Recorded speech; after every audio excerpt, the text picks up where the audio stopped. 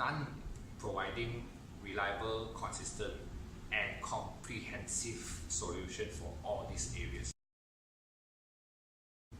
How does the idea of starting PropertyBuddy comes? Okay, the idea of starting PropertyBuddy is more or less pretty much from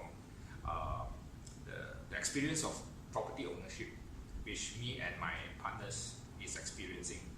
Because we are also property owners, and we understand there are some inconveniences and what are the needs that property owners may need, because we are the owners ourselves too.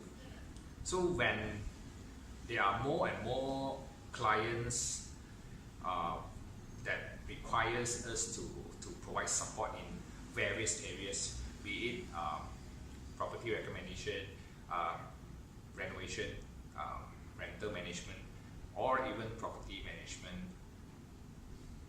then it gives us the idea that actually there are services in the market, but there are none providing reliable, consistent, and comprehensive solution for all these areas.